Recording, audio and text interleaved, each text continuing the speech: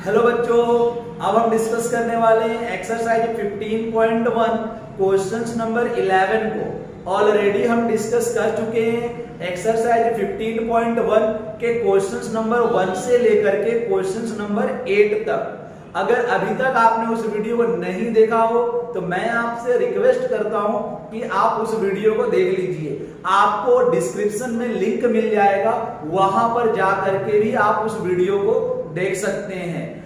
अब हम जो क्वेश्चन नंबर 9 और क्वेश्चन नंबर 10 है गाइस, वो है एक्टिविटी। वो आपको नहीं करने हैं, वो एग्जाम्स में पूछे भी नहीं जाते हैं, इसीलिए हम डिस्कस कर रहे हैं क्वेश्चन नंबर 11। ओके, तो चलिए क्वेश्चन नंबर 11 को देखते हैं। बैग्स ऑफ वेट फ्लोर, गेहूं के आटे का 11 बैग है। ईच मार्क 5 kg, और हर एक बैग पर 5 kg का मार्क किया गया है। Actually contain the following rate of floor in kg, और वो जो 11 बैग है जिस पर 5 kg का मार्क किया गया है, उसका यहां पर ये डेटा गिवन है। ऊपर से बैग के ऊपर से ये 5 kg लिखा है, बट एक्चुअल में उसके अंदर जो फ्लोर है, मींस उसके अंदर जो आटा है, वो एक्चुअल में 5 kg नहीं है। 5 kg से कम है, 5 kg से ज्यादा है, 5 kg भी है। ओके, मींस कम, ज्यादा और इक्वल है। परफेक्ट सब का डेटा यहां पर देखिए 5 kg नहीं गिवन है। Find the probability that any of these bag chosen at random contains more than 5 kg of floor. Means आपको जो प्रोबेबिलिटी निकालनी है वो 5 kg से ज्यादा आटे वाली कितनी बैग है, उनकी क्या निकालनी है, प्रोबेबिलिटी निकालनी है। तो यहां पर क्या करेंगे सॉल्यूशन में, एकदम सिंपल है। सबसे पहले यहां पे लिख दीजिए टोटल नंबर ऑफ बैग। तो टोटल नंबर ऑफ बैग्स कितने हैं, तो टोटल नंबर ऑफ बैग्स है 11, और टोटल नंबर ऑफ बैग्स मिल गए आपको। अब यहां मैं लिख सकता हूं क्या, number of bag having more than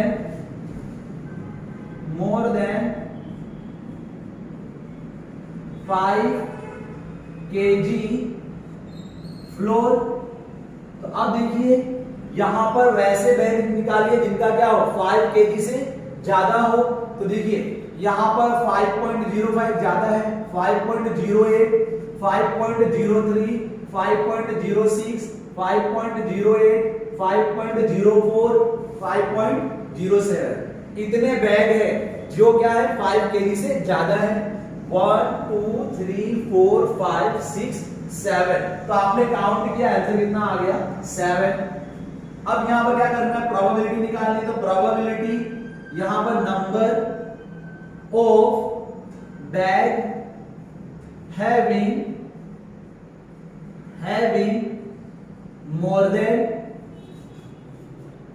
than 5 kg floor, यहां पर इक्वल टू, देखिए मैं आपको बताऊं, ये आप पूरा नहीं भी लिखेंगे, इसको यहां पर सिर्फ ए भी लिख देंगे। जैसे कि यहां पर ऐसा लेट करके, लेट ए इक्वल टू, ऐसा मान लेंगे, let A equal to number of bags, इतना इसको मान लेंगे। और मानने पर अगर यहां पर सिर्फ आप बी ऑफ ए भी लिख देंगे तो भी राइट, बट यहां पर आपको मानना पड़ेगा let A equal to number of bags having more than 5 kg of floor.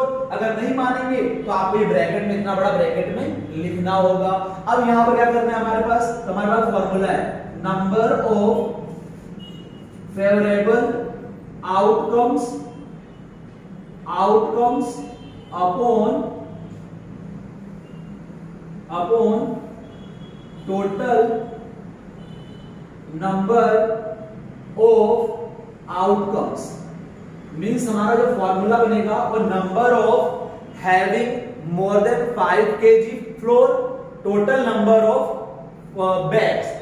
यहां पर बैग्स के बारे में यहां पर है, तो यहां पर देखिए हमारा जो 7 आ जाएगा, क्या हमारा total number of bags more than having 5 kg floor 7 upon, अब यहां पर टोटल नंबर ऑफ बैग, तो टोटल नंबर ऑफ बैग्स कितना है हमारे पास 11। ओके, और यहां पर हो गया। अगर इसको ए मान कर करेंगे तो ऐसे कर लेंगे, डायरेक्ट वहां पे क्या लिख देंगे आप 7, ऊपर क्या आ जाएगा 7 और नीचे क्या आ जाएगा 11। ओके,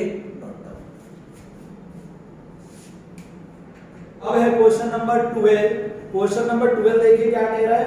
तो क्वेश्चन नंबर 12 है हमारे पास, इन क्वेश्चन नंबर 5 एक्सरसाइज 14.2। तो 14.2 ओपन करिए, पेज नंबर 246। अगर आपके पास टेक्स्ट बुक है तो ओपन करिए, अदरवाइज आपको स्क्रीन पर शो हो रहा होगा, स्क्रीन पर दिख रहा होगा। देखिए क्या लिखा है, in question number 5 exercise 14.2 you were asked to prepare frequency distribution table regarding the concentration of sulfur dioxide in the air parts per million of certain city for 30 days। Mean sulphur dioxide का ppm given है 30 days के लिए। Using this table find the probability of the concentration of sulphur dioxide. आपके mind में question आ रहा होगा कि sir ये ppm क्या, बेटा ये साइंस में आपको आएगा, उसमें पता चलेगा कि ppm मतलब क्या होता है, ठीक है। पर यहाँ पर फुल फॉर्म दिया है और वो फुल फॉर्म यहाँ पर है पार्ट्स पर millions. Okay, sulphur dioxide in the interval, और इंटरवल हमारे को यहाँ पर गिवन है। देखिए इंटरवल 0.12 से लेकर के 0.16 तक, और फाइंड करना है हमें कॉन्सेंट्रेशन ऑफ सल्फर डाइऑक्साइड। तो यहां पर आप उस टेबल में बहुत अच्छे से देखिए, तो टोटल आपको कितने डेज दिए हैं तो वो लिख लो। तो आपको यहां पर टोटल डेज दिए हैं, टोटल डेज, तो टोटल डेज है हमारे पास 30। अब मैं यहां पर लिखूंगा क्या, the number of days on which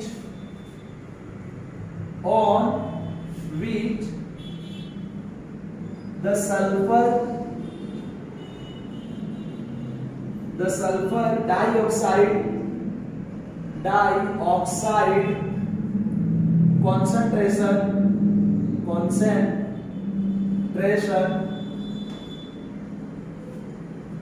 is in the interval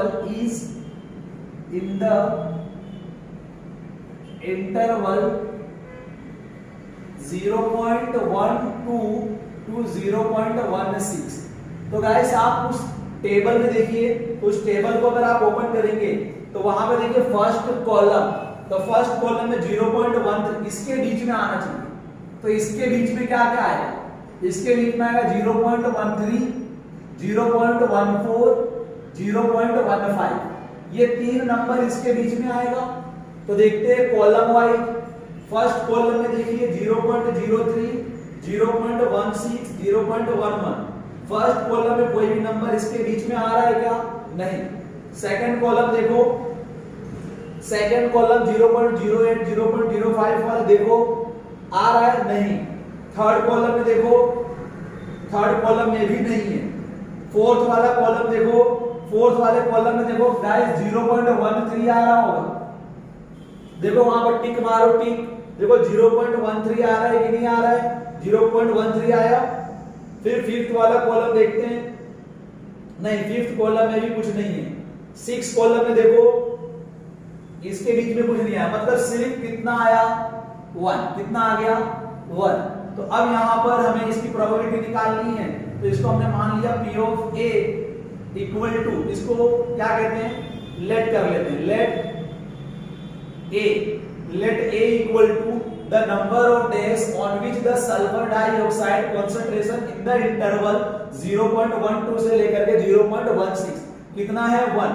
तो ये जो चीज मिला मेरे को क्या मिला, नंबर ऑफ फेवरेबल आउटकम्स कितना 1, और टोटल नंबर ऑफ आउटकम कितना है 30। तो ये हमारा क्या हो गया आंसर। पर गाइस आप टेक्स्ट बुक में आंसर देखेंगे तो वहां पर लिखा गया, इसके लिए लिया गया है 2 और ये हो गया 30, इसको कैंसिल करके लिया गया है 1/50, 1/50। पर गाइस बहुत अच्छे से देखो तो आपको कॉलम में सिर्फ और सिर्फ एक ही दिख रहा है, क्या है 0.13। तो आपका आंसर ये होगा, वो हो सकता है रॉन्ग हो। ओके चलिए अब हम देखते हैं क्वेश्चन नंबर 13 भी देख लेते हैं, इसी में क्वेश्चन नंबर 13 भी देख लेते हैं।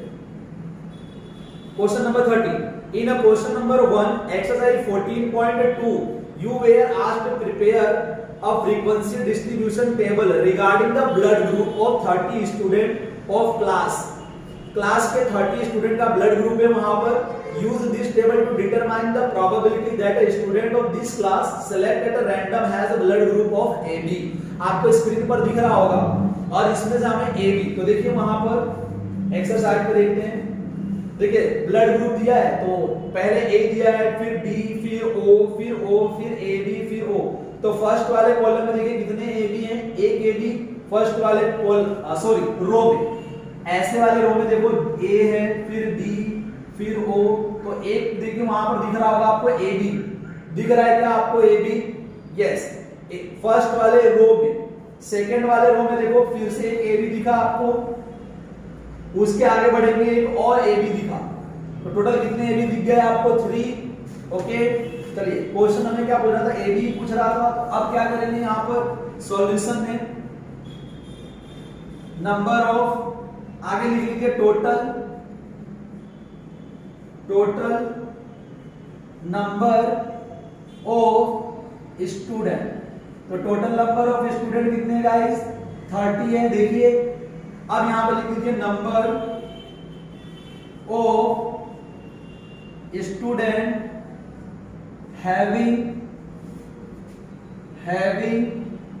Blood group AB equal to 3। जिनका ब्लड ग्रुप कितना है? AB है, और वो कितने लोग हैं वैसे? 3 स्टूडेंट है। तो यहां पर इसके लिए मैं भी मान लेता हूं P of A equal to ये 3 है और टोटल नंबर ऑफ स्टूडेंट कितने हैं? 30। अब इसको आप कैंसिल करेंगे कितना मिल जाएगा? 1/10। That's your final answer. Okay guys, तो यहां पर हमारा चैप्टर्स कंप्लीट होता है। बहुत ही अच्छा रिस्पांस मिला आप लोगों का, आप लोगों को दिल से शुक्रिया करता हूं। गाइस, आपको इस चैप्टर में कोई भी प्रॉब्लम होगा तो आप कमेंट में कमेंट कर सकते हैं। अब अगर हम नेक्स्ट वीडियो देखेंगे तो उसमें हम इसके एग्जांपल्स देखेंगे।